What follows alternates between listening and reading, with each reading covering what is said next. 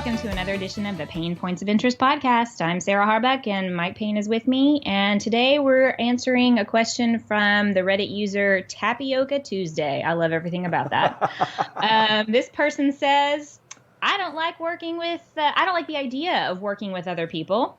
How can I be more open to the idea of working with partners or other people on certain partnership projects when I never feel like someone else is going to have the same determination about it that I will?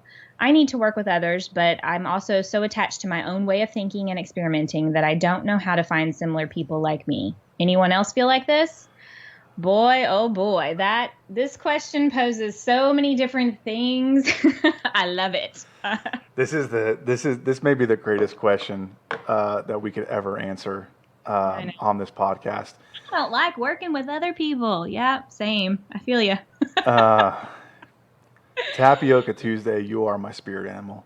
Yeah, right? So here's the thing.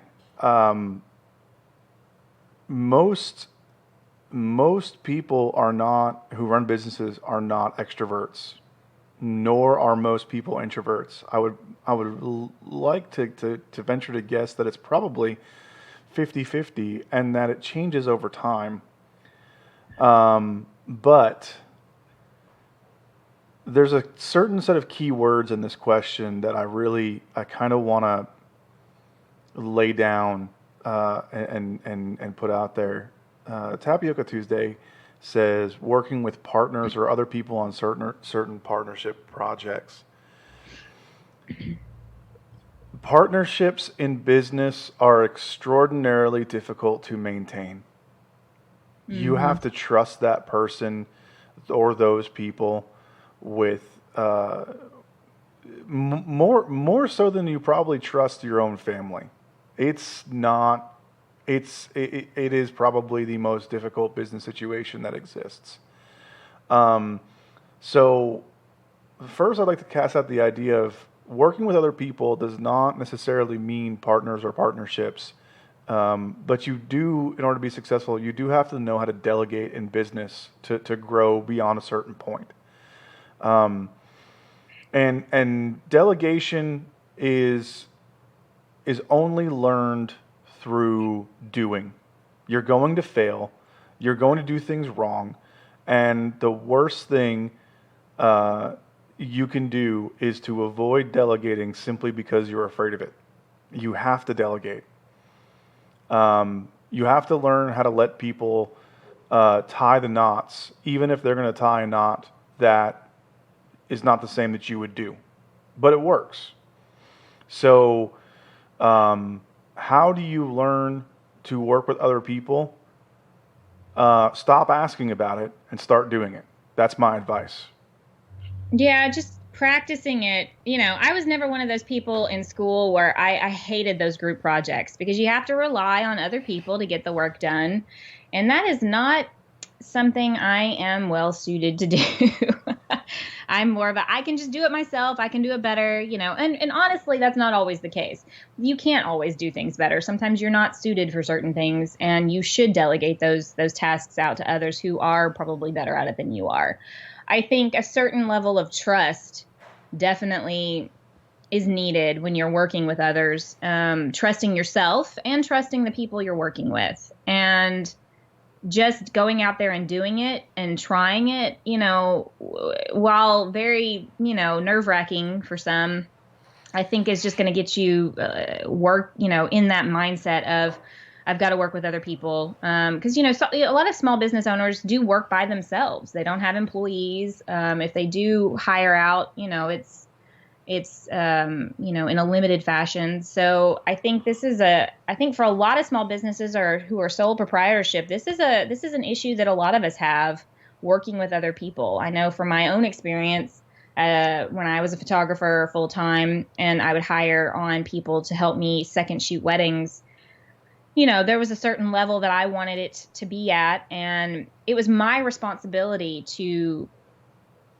explain what that needed to be. And sometimes, because I did the job for so long, you forget how to teach others how to do it because you just done it for so long. And so you get aggravated with another person because they don't do it the way you do it, but then you didn't really teach them how to do it. So you have to kind of look at your own faults and weaknesses and try to circumvent them in whatever way you can in order to make yourself and the person that you're going to be working with be the most successful. Right. At least my experience anyway. Yeah. I think I was the biggest obstacle in my own way when it came to stuff like that. Absolutely. No, and all of us are our own biggest obstacle in some way. Even if we continue under the assumption that this individual is the most qualified to do all aspects of the job, the first thing that you have to state is that simply by nature of asking this question, of saying out loud, I don't like working with other people, then you have immediately decided and declared that the aspect of the job of being a business owner that you are not good at is delegation. And my first instinct is to tell you, you need to find someone who you trust, who is better at letting go and delegating than you are, and give them control of that. Yeah. Give them control of that process and let them teach you how to properly delegate, because that's going to be your biggest weakness to fill.